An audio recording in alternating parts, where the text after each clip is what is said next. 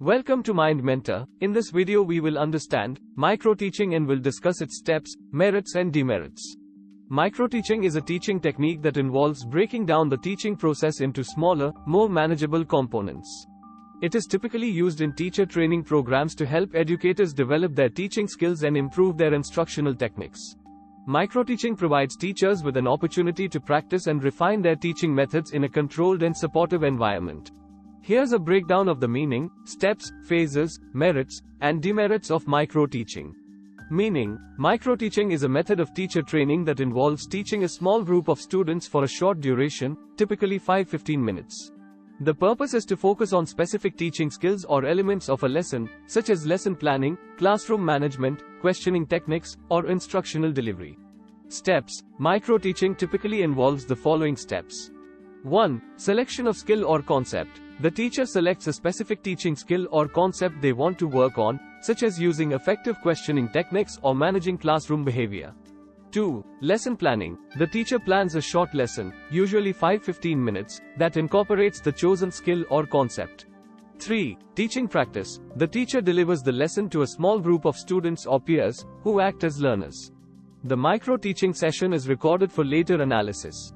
4. Feedback and self-reflection. After the micro-teaching session, the teacher and observers provide feedback on the teaching performance. The teacher also reflects on their own teaching practice. 5. Revision and reteaching. Based on feedback and self-reflection, the teacher may revise their lesson plan and teaching approach and then reteach the lesson in subsequent micro-teaching sessions.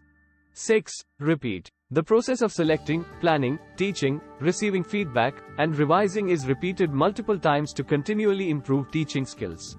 Phases. Microteaching can be broken down into the following phases. 1. Preparation phase. The teacher selects a specific skill or concept to focus on and plans a lesson accordingly. 2. Teaching phase. The teacher delivers the lesson to a small group of learners, with the session recorded for later analysis.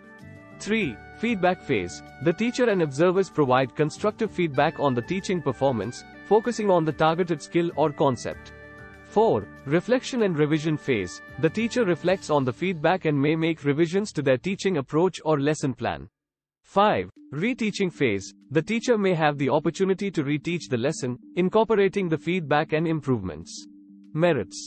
1. Focused skill development. Microteaching allows teachers to concentrate on specific teaching skills or concepts, enabling targeted improvement. 2. Safe environment. It provides a safe and supportive environment for teachers to experiment with their teaching methods without the pressure of a full classroom. 3. Constructive feedback. Teachers receive valuable feedback from peers and mentors, helping them identify areas for improvement. 4. Iterative process. The iterative nature of microteaching allows for continuous improvement over time. 5. Increased confidence. Practicing in a controlled setting can boost teachers' confidence in their teaching abilities. Demerits. 1. Artificial setting. Microteaching may not fully replicate the complexities of a real classroom, leading to a gap between microteaching and actual teaching experiences.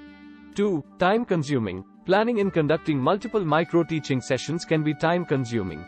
3. Limited context. Teachers may struggle to transfer skills learned in microteaching to diverse real-life classroom situations. 4. Overemphasis on technique. Overreliance on microteaching may lead to an excessive focus on technique at the expense of other important aspects of teaching, such as building relationships with students. Overall, microteaching is a valuable tool for teacher development when used in conjunction with other forms of teacher training and real classroom experience. It helps teachers refine their skills and build confidence, but it should be integrated into a broader teacher education program to ensure its effectiveness. Thanks for watching. If you like our videos, please like and subscribe to our channel, Mind Mentor.